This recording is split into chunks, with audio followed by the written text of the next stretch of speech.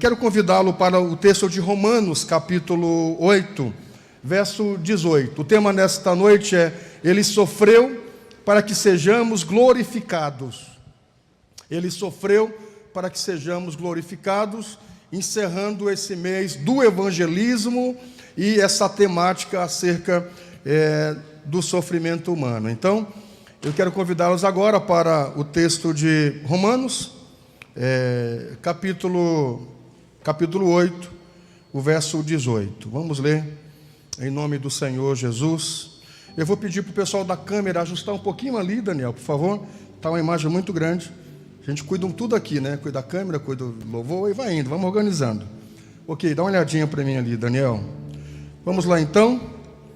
Considero que os nossos sofrimentos atuais não podem ser comparados com a glória em que em nós será revelada. Vamos ver se está a mesma versão. Considero que os nossos sofrimentos atuais não podem ser comparados com a glória que em nós será revelada. Essa é a palavra de Deus. Queridos, o Senhor Jesus, Ele é um modelo para nós em tudo, você sabe disso. E na semana passada eu comentei com vocês, dizendo que, claro que a gente entende, não é? Mas parece que às vezes é complicado para nós entendermos por que Jesus, sendo Deus, isso eu discorri com vocês semana passada, sendo Deus, deixou o trono da glória, deixou de estar do lado do seu Pai nos céus, cercado por anjos, querubins, serafins. Todos os dias, todos os momentos no céu, não tem essa questão do tempo, mas em toda a eternidade sendo exaltado, para vir ao mundo. E eu gosto muito do texto de João que vai dizer isso, e que o verbo se fez carne e habitou entre nós. Por que ele fez tudo isso? Humanamente a gente não consegue entender como é que Jesus, sendo Deus, Ele se reveste da nossa humanidade, se torna homem para sofrer as coisas que nós, seres humanos, sofremos. E nós vamos olhar para Jesus na Bíblia, e nos seus 3 anos e meio do seu ministério, nós vamos ver ali o sofrimento de Jesus. Por vários momentos a gente não vê apenas Jesus operando milagres, maravilhas, sendo um instrumento poderoso de Deus para manifestar o reino de Deus na terra. Mas por várias ocasiões, e isso a pastora escreveu muito bem nesse informativo desse mês, nós vemos Ele nos seus momentos de sofrimento, de dor, de tristeza.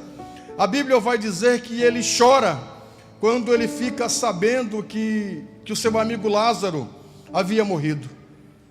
Ele chora. Que interessante isso, né? O próprio Deus chorando ali na figura de Jesus, chorando quando o seu amigo Lázaro, ele morre.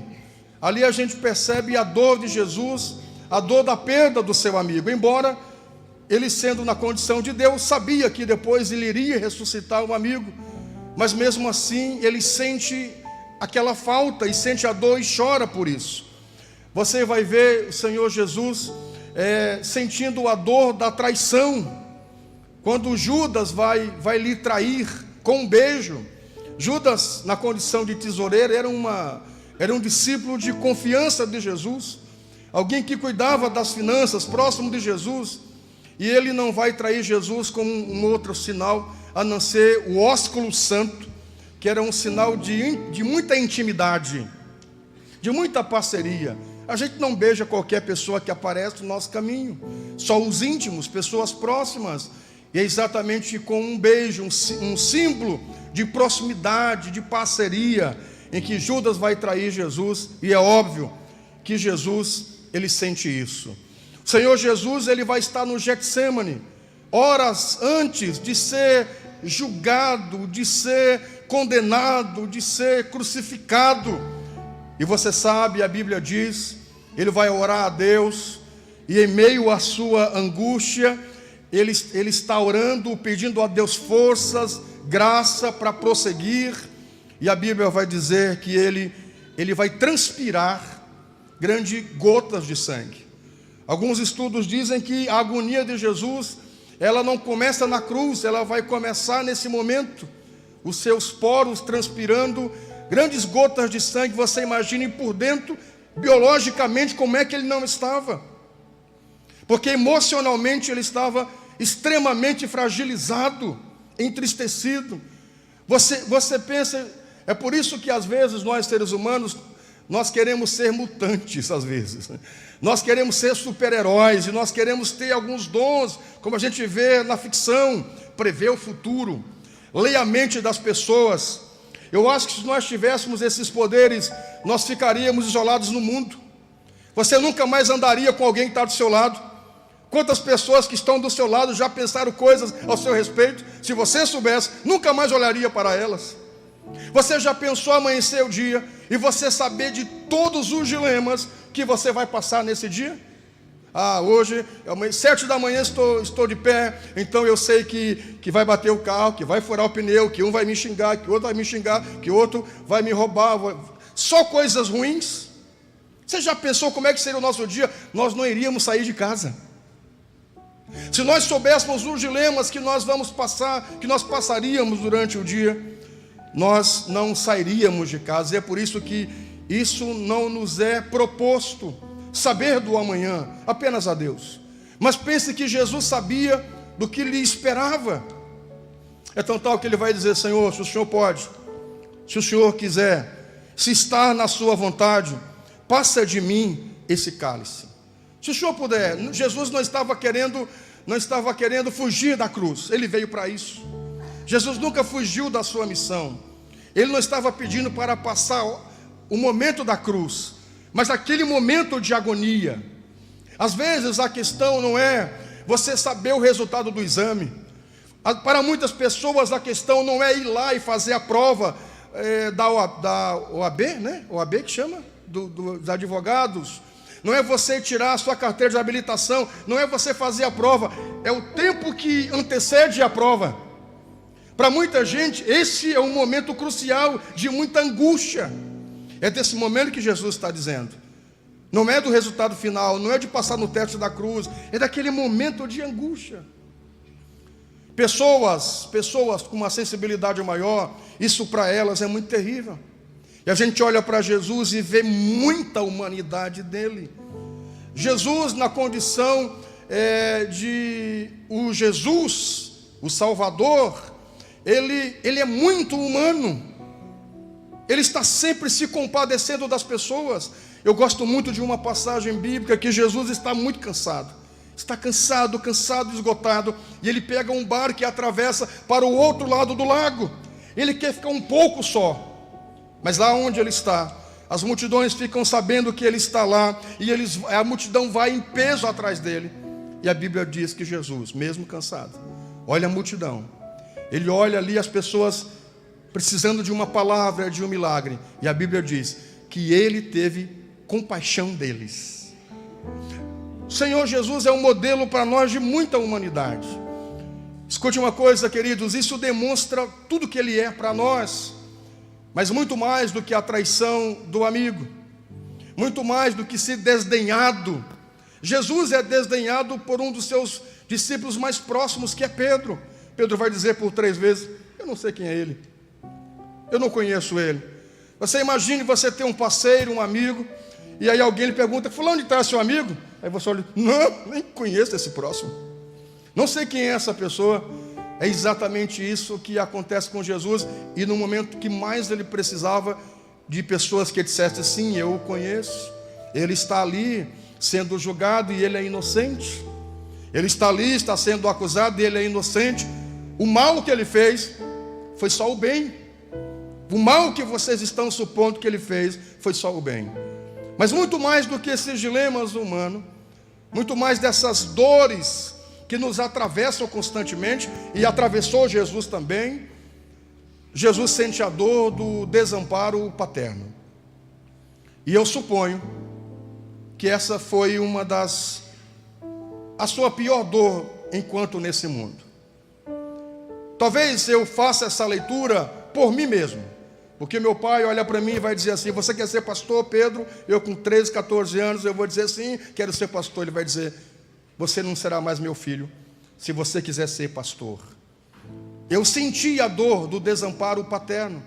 Jesus é esse filho que ele fazia de tudo para agradar ao Pai. Há uma ocasião que as pessoas chegam e dizem assim: faz um milagre, mestre. Faz um milagre. Ele diz: não vou fazer, meu Pai não me mandou fazer. Tudo que Jesus fazia nesse mundo era para glorificar o Pai.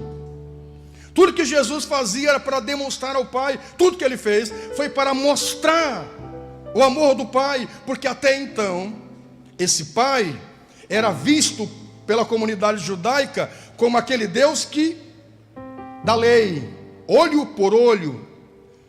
Por isso que a nova aliança é algo extraordinário, e a graça vem demonstrar isso, porque até então todos conheciam o Deus da lei, o Deus que é olho por olho, é dente por dente, o Deus que diz: toda alma que pecar, essa morrerá. A humanidade até então conhecia esse Deus que julga e que condena por causa do pecado, e que não há misericórdia. Pecou, levou, há condenação. E Jesus é esse filho que faz tudo para demonstrar que o Pai não é isso que eles estão vendo. É uma forma complicada dos homens interpretarem o Pai. Deus nunca quis dar a lei para o homem.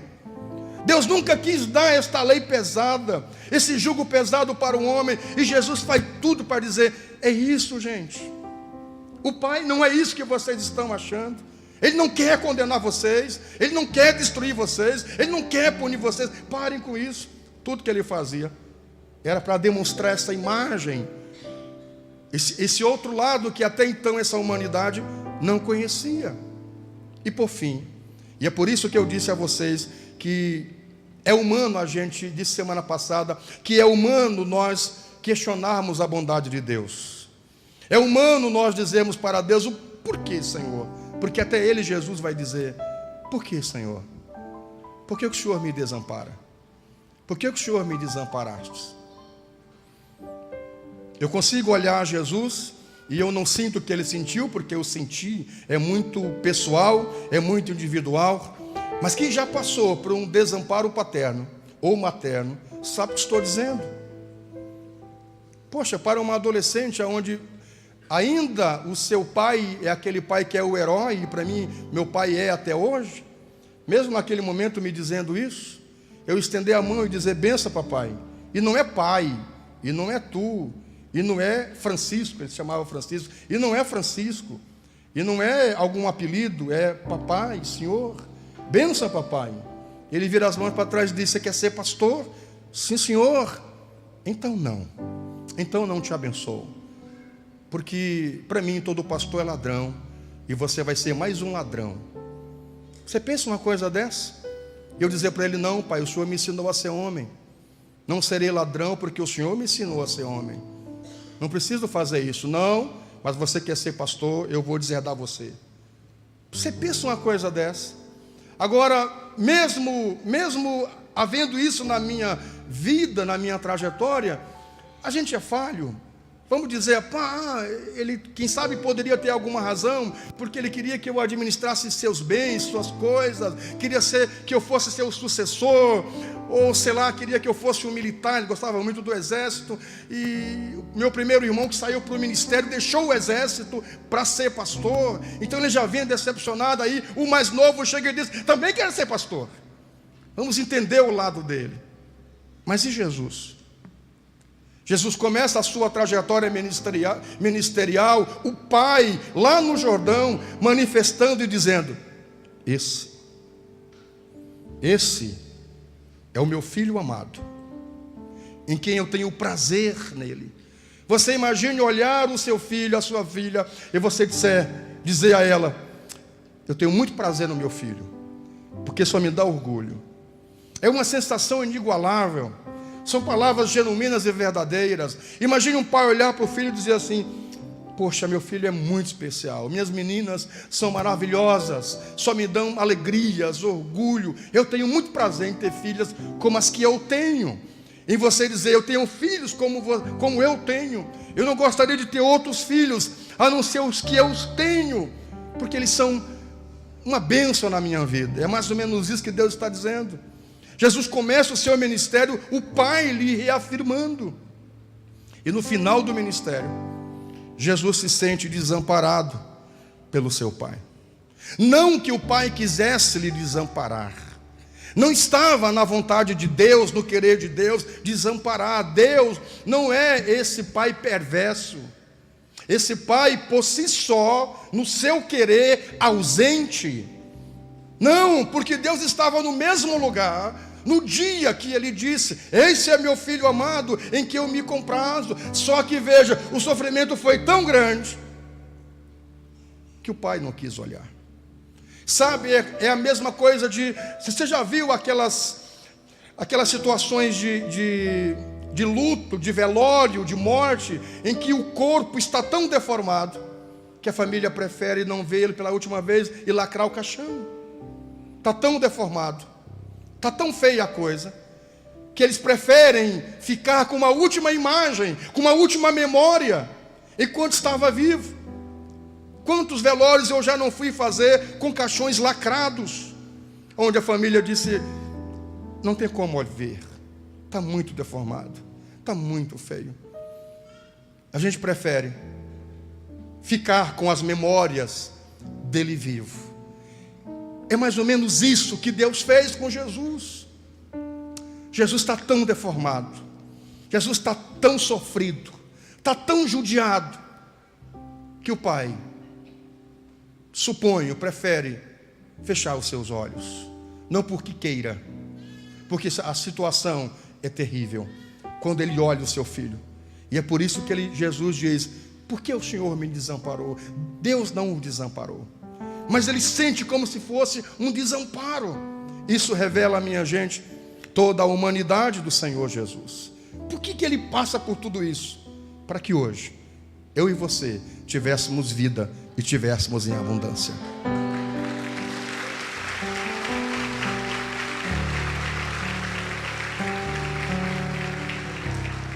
Ele passa por tudo isso para saber o que você passa. Deus não é esse Deus dos nórdicos, não é esse Deus dos, como é que chama lá, aquele pessoal ali dos nórdicos, que tem lá o Valhalla, né? Que eles têm um reino. Como é que chama lá aquele pessoal da Suécia ali, da Dinamarca, não é? Que eles têm lá um salão em um lugar onde Deus é Odin, que esse Deus poderoso, inacessível. Thor tem o seu machado poderoso, só ele pode levantar. Esse Deus muito distante, esses deuses musculosos, esses deuses que não saem da academia, são saradão. Jesus não é esse tipo de Deus. E é por isso que o cristianismo é algo extraordinário. É isso que os nórdicos não vão entender quando a igreja vai apresentar Jesus, o Deus crucificado. Olhe para mim, você. Escute uma coisa, queridos. Jesus é esse Deus que passa por tudo isso para saber exatamente o que você sente. Jesus sabe o que é ser traído. Jesus sabe o que é ter um amigo constantemente com você, e depois esse cara dá um golpe em você. Jesus sabe o que é você cuidar de alguém, cuidar, e apaga. Quando você cuida depois, é um falatório mau, é condenação, é nunca mais olhar para você. Jesus sabe o que é dar bens a alguém, emprestar um cheque, emprestar o dinheiro, e quando você pedir algum apoio, a pessoa virar a cara para você. Jesus sabe o que é isso. Jesus passou por tudo isso exatamente para nos compreender, para nos entender. Não há dor nossa, não há situação nossa humana que Deus, que Jesus esteja alheio. E essa é a coisa gloriosa de Jesus. E a partir daí a gente consegue entender por que Ele deixa seu trono de glória e vem sofrer tudo que Ele sofreu, para exatamente entender você, ser humano, entender suas dores, suas aflições, suas angústias, seus dilemas, suas problemáticas. Não há situação que você possa passar de sofrimento e chegar para Jesus e dizer: o senhor não sabe o que é ficar desempregado, O senhor não sabe o que não é ter o que comer. O senhor não sabe o que é não ter um teto para morar.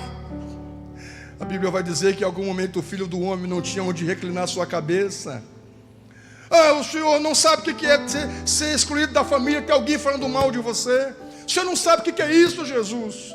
O senhor não sabe o que é estar cansado. Eu estou cansado, Deus. O senhor é Deus. O senhor não sabe o que é isso. Que sentimento é esse de estar esgotado? Eu estou esgotado, eu estou cansado, eu estou querendo parar tudo. O senhor não sabe o que é isso. Essa oração nós não podemos fazer. Você pode chegar e dizer: Senhor, eu estou cansada, eu estou cansado, eu estou exaurido, eu estou esgotado. E o Senhor sabe o que é isso. É por isso que Ele vai dizer: eu irei ao Pai, e de lá eu enviarei o Consolador para que esteja com vocês. Ele sabe o que é isso.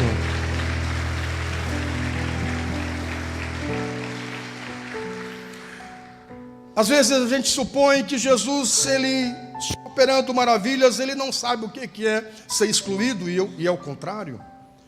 Para mim, eu suponho que Jesus é o rei dos excluídos. Esses dias a pastora nos dando instrução para a gente cada vez mais incluir. A pastora tem esse dom de saber incluir pessoas. Tudo que ela faz é para incluir pessoas. Quando ela vai orar e Deus vai dar o santo som, não pense que é para se aparecer, é para incluir seus filhos. Tudo que a pastora faz, você tem uma boa pastora. Tudo que ela faz é para incluir pessoas. Isso é uma coisa muito boa. Tudo que ela trabalha, faz, é para trazer gente próxima, sabe? Não tem um filme, O Pacificador? A pastora é uma pacificadora. Ela tenta apaziguar, ajeitar tudo para facilitar para os irmãos. Eu já não. Mas aí é bom ter ela na nossa volta. Digam amém. Viu, querido? Viu, querido? Jesus é o rei dos pacificadores e dos excluídos. Tudo que Jesus vai fazer, Ele vai fazer para incluir pessoas. A irmã Maria da Glória, não sei se está aqui agora, estava no batismo. Ela pregou muito bem sexta-feira passada. Foi a primeira vez que pregou na igreja e pregou muito bem, não é? E ela pregou sobre a mulher do fluxo de sangue. Uma boa pregação para quem vai pregar pela primeira vez. Não queira pregar os 4 cavaleiros do Apocalipse, que você vai dizer bobagem. Você vai colocar uma zebra no meio. Você vai pregar pela primeira vez e vai pregar sobre os 4 cavaleiros do Apocalipse. Você vai colocar uma zebra no meio. Comece com a mulher do fluxo de sangue. Comece com o cego de Jericó. Você não vai errar nunca.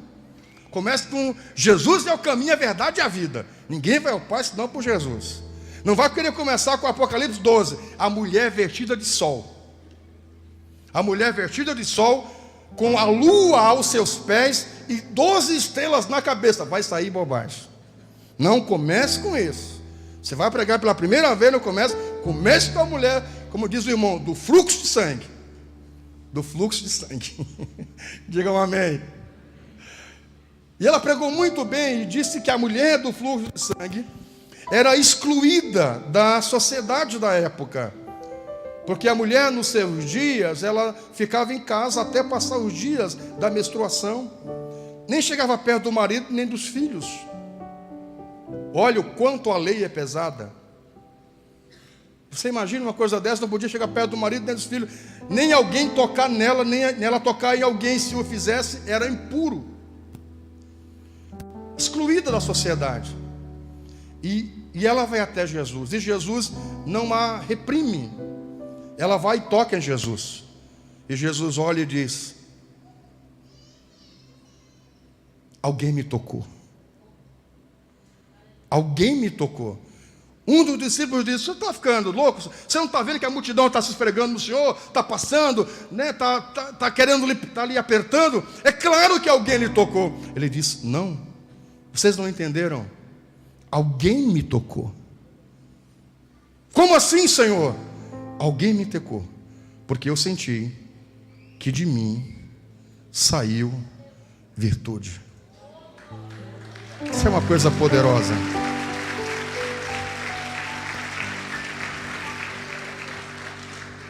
Digam amém.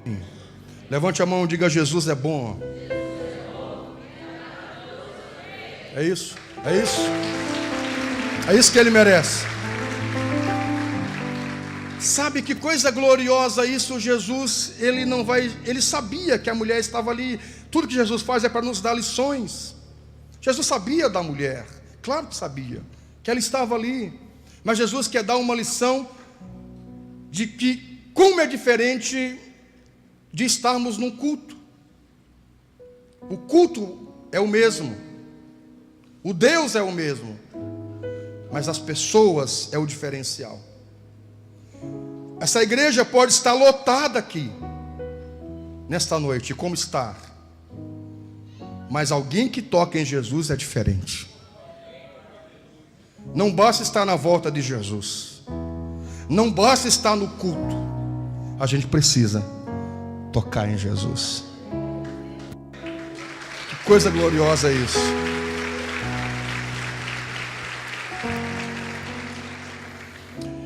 Eu acho interessante quando o Senhor Jesus, ele vai caminhando e vem os leprosos, lembram disso?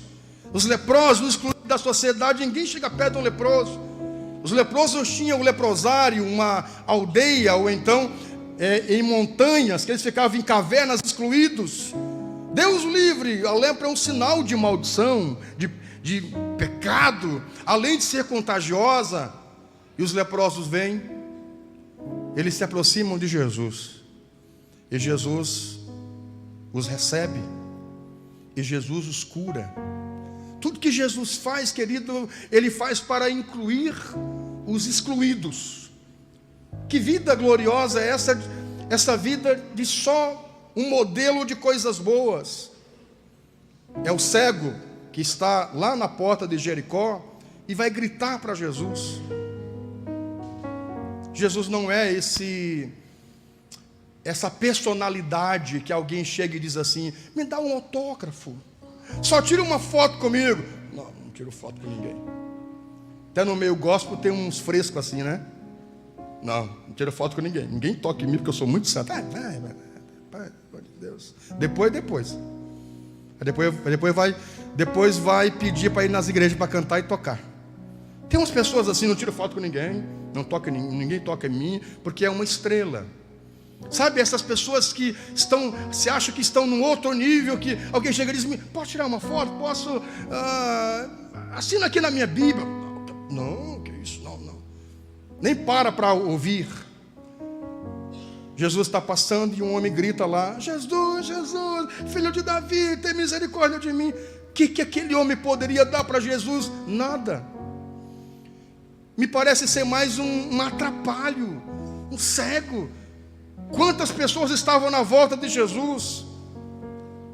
E aí alguém chega a dizer: manda esse próximo parar de chamar o teu nome, manda ele parar. E aí ele grita mais: Jesus, filho de Davi, tem misericórdia de mim. Jesus para e pede que ele venha. Ele vem. E Jesus olha para ele: o que você quer? Eu quero ver, Senhor. Eu quero enxergar, Senhor. Eu quero ser incluído. Eu cansei dessa vida de mendigar, de exclusão.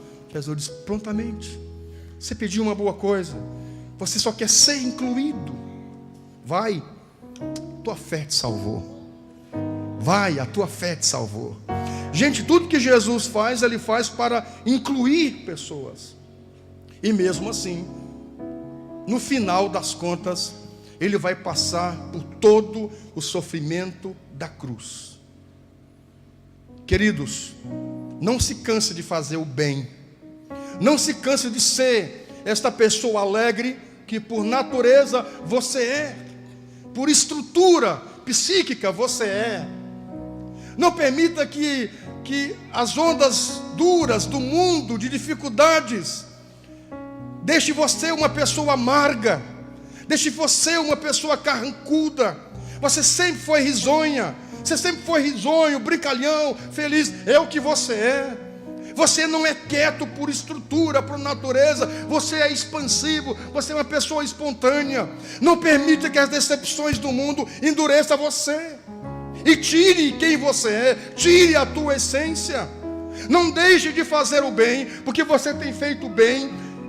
E em vez de você ser não vou dizer reconhecido, mas em vez de alguém dizer que bom que você fez uma coisa boa, o que você escuta é o contrário.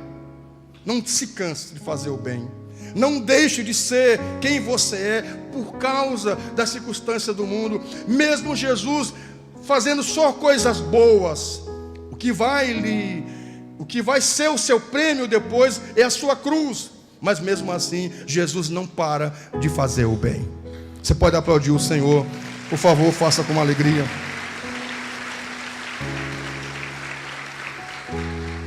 Escute uma coisa, então, por que Jesus passa por tudo isso? Para ser um modelo para nós, para saber exatamente o que você sente. As coisas ruins, elas vêm sobre nós, mas nós podemos transformá-las em coisas boas.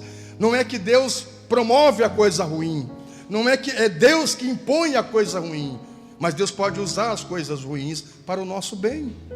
Você olha a perseguição quando a igreja antiga começa, após Jesus ali, os apóstolos, após Atos 2, 3, há uma perseguição sobre a igreja, e a Bíblia diz que os apóstolos, os discípulos se espalham por todo o Império Romano. Se não fosse assim, o Evangelho não teria se espalhado, você me entendeu? Aquela perseguição veio para que a igreja se espalhasse, e automaticamente quando os irmãos iam embora para um outro lugar onde havia menos perseguições, eles levavam o Cristo, eles levavam a mensagem do Evangelho, e consequentemente outras pessoas iam sendo ganhas pelo Senhor. Então o diabo quis destruir a igreja, mas Deus usou a igreja e usou a tribulação para que a igreja crescesse mais ainda. Escute uma coisa, eu tenho dito por esses dias, a luta que você está passando não é para te destruir, é para fazer de você um vencedor, é para fazer de você uma vencedora. Eu quero convidar você para Hebreus capítulo 4, Hebreus capítulo 4, versículo 13 a 16. Hebreus capítulo 4, versículo 13 a 16. Que diz assim, Hebreus capítulo 4, versículo 13 a 16.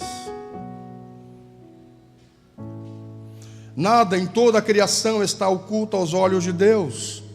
Tudo está descoberto e exposto diante dos seus olhos, daquele a quem havemos de prestar contas. Portanto, visto que temos um grande sumo sacerdote que adentrou aos céus, Jesus Cristo, o Filho de Deus, apeguemo-nos com toda a firmeza à fé que professamos. Pois não temos um sumo sacerdote que não possa compadecer-se das nossas fraquezas, mas sim alguém que, como nós, passou por todo tipo de tentação, porém sem pecado. Assim, aproximemo-nos do trono da graça com toda a confiança, a fim de recebermos misericórdia e encontrarmos graça que nos ajude no momento da necessidade. Olha que palavra gloriosa. Senhor Jesus, Ele passa por tudo isso para nos aproximar de Deus. Ele passa por tudo isso para ser o exemplo para nós, para saber exatamente o que você passou, e agora através dele, nós podemos ter acesso a Deus. Eu disse a vocês que Jesus era contra a exclusão.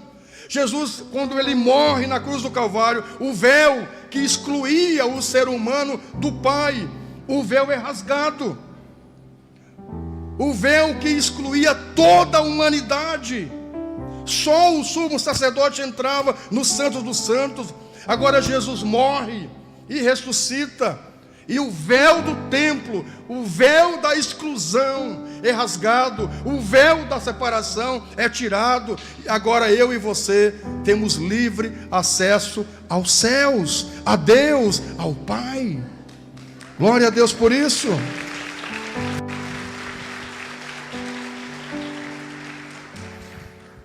Eu quero convidá-lo para o Salmo 92. Por favor, eu estou encerrando. Salmo 92, versículos 5, 6 e 12.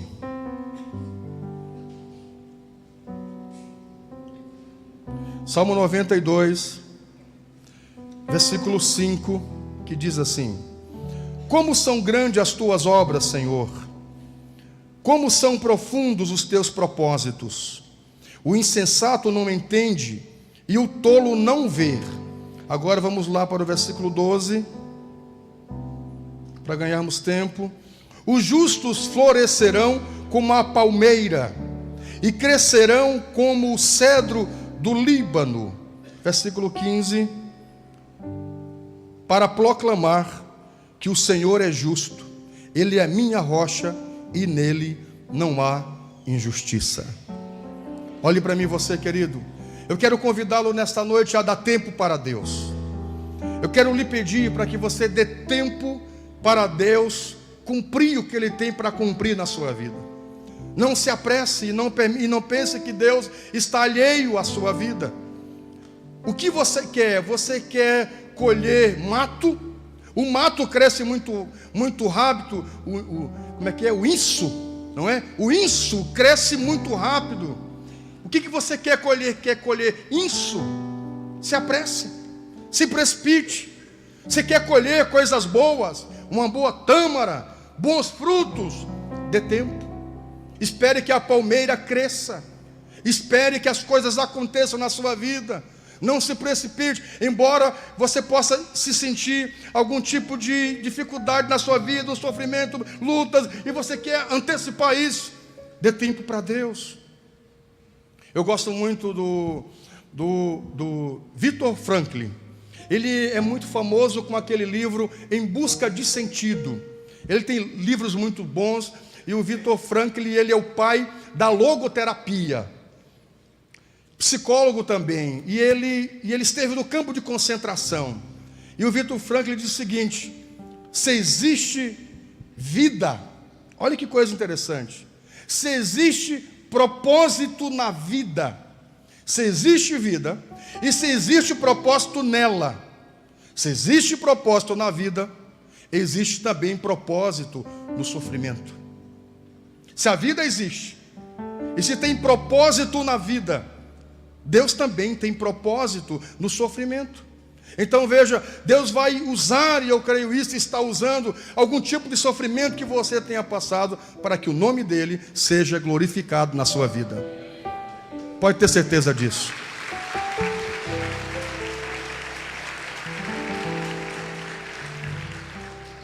Você já ouviu falar de Dostoiévski? O russo, você conhece, não é? Esse homem foi uma das maiores mentes inteligentes que esse mundo já teve. Esse homem foi filósofo, jornalista, escritor. No meio da psicologia, ele é uma das mentes mais inteligentes, porque ele se deteu a estudar a mente humana, o funcionamento do ser humano. Um dos maiores romancistas. Sabe o que ele dizia acerca do sofrimento? Ele dizia: uma coisa que eu tenho medo é de ser um homem que não esteja à altura do meu sofrimento.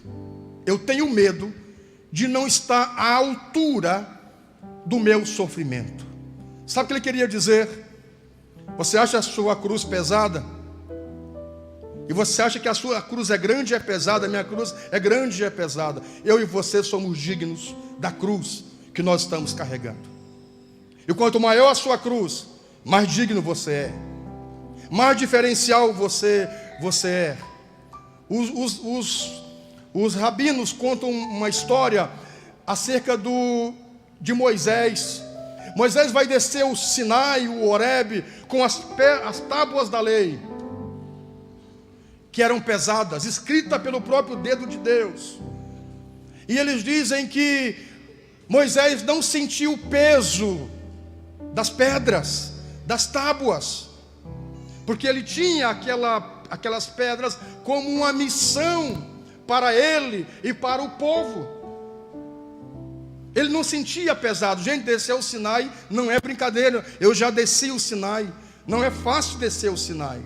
É horas e horas descendo o Sinai. pedras escorregadias, é muito alto o Sinai. E Moisés desce com as pedras. Os sábios rabinos dizem que somente ele foi digno de carregar aquele peso.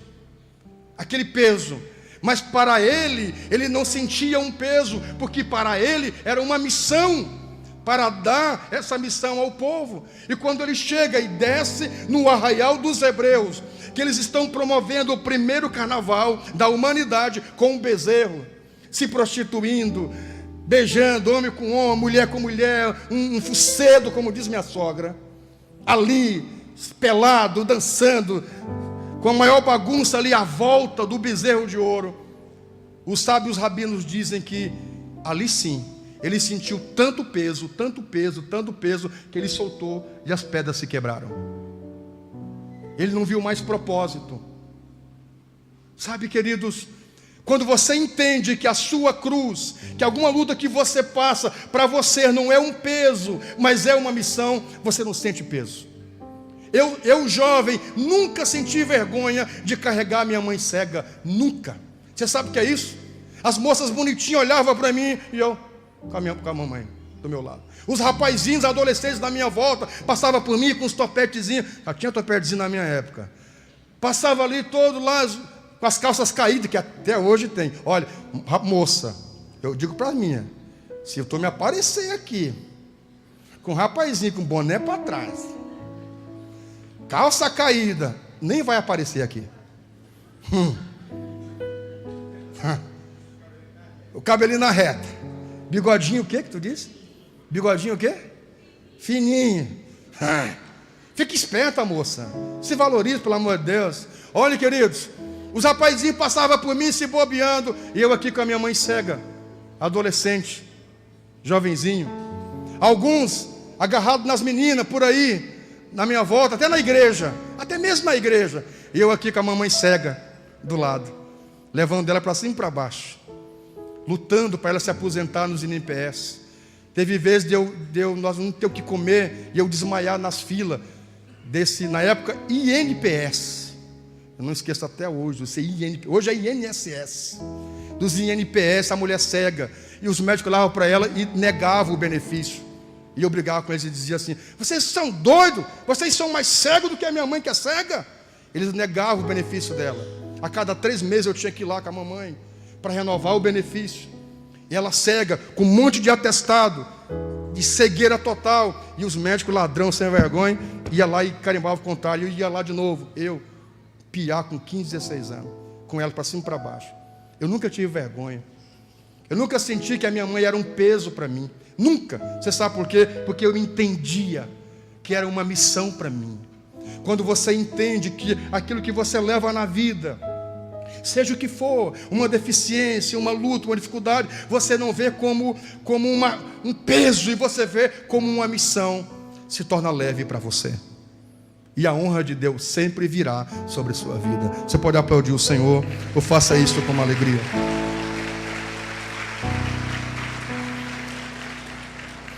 Para mim encerrar, Eugênio Peterson. Você já ouviu falar de Eugênio Peterson? Peterson, que escreveu a Bíblia, a mensagem ali, as referências. Ele é conhecido como o pastor dos pastores. Ele já está com Deus, já está com o Senhor. Eugênio Peterson disse que a missão dos pastores, para nós pastores, líderes de células, para você, pastora, muito mais ainda, escute isso, que a missão dos pastores não é resolver o problema das pessoas. Escute isso, pastores. A gente acha que nós somos o mestre dos magos para resolver o problema dos irmãos. Ou então os irmãos vêm a nós como se nós temos a unção, o poder, a glória, oh aleluia, para resolver o problema das pessoas, e nós não temos. Eugênio Peterson disse que a missão dos pastores não é resolver o problema das pessoas, mas é mostrar a graça de Deus no meio dos seus problemas. Olha que interessante isso. Não, se você vai aplaudir, vamos aplaudir mesmo. Aleluia. Que a missão dos pastores não é resolver o problema das pessoas, mas mostrar a graça de Deus no meio dos seus problemas. Quando as pessoas vêm a nós e dizem: pastor, eu não sei o que fazer. Aí você diz: eu também não. Mas vamos orar a Deus, e Deus vai dar uma direção. Pastor, eu estou sem paz, estou querendo morrer, o que eu faço? Jesus disse: eu deixo a minha paz vos dou. Por que essa falta de paz? Não será alguma coisa? E aí você vai indo, demonstrando que a graça de Deus está ali, e que Deus pode usar essa situação para um bem maior. A nossa missão não é resolver o problema das pessoas, mas mostrar a graça de Deus no meio do problema das pessoas. Se coloque em pé, em nome do Senhor. Você viu essa imagem? Foi para isso que Jesus ressuscitou. Olha essa imagem, por favor. Essa imagem foi para isso que Jesus morreu, para ressuscitar, queridos. Jesus morreu para ressuscitar. Jesus morreu para nos trazer vida, e vida com abundância. O Senhor Jesus venceu a morte, e Ele pode vencer qualquer coisa que você está enfrentando nesta noite. Entregue seus dilemas a Deus. Entregue suas necessidades ao Senhor Jesus. Se Ele ressuscitou, nós também com Ele ressuscitaremos. Amém? Eu quero convidar você para abrir suas mãos, por favor. Nós estaremos orando, falando com Deus. Amado Senhor, nós te adoramos nesta noite. E nós entendemos, Senhor, que tudo que o Senhor passou, tudo que o Senhor sofreu, foi para que nós em Cristo Jesus sejamos glorificados. Outrora nós estávamos condenados, agora em Cristo Jesus nós somos glorificados. Senhor, que a tua missão nós possamos cada dia entendê-la, e nós possamos entender a nossa missão nesse mundo, e saber que nós não estamos sozinhos, que o Senhor está conosco. O Senhor disse que estaria conosco todos os dias da nossa vida, e é por isso, Senhor, que nessa noite nós entregamos a Ti o nosso coração. É por isso que nós entregamos a Ti a nossa vida, a nossa alma e o nosso ser.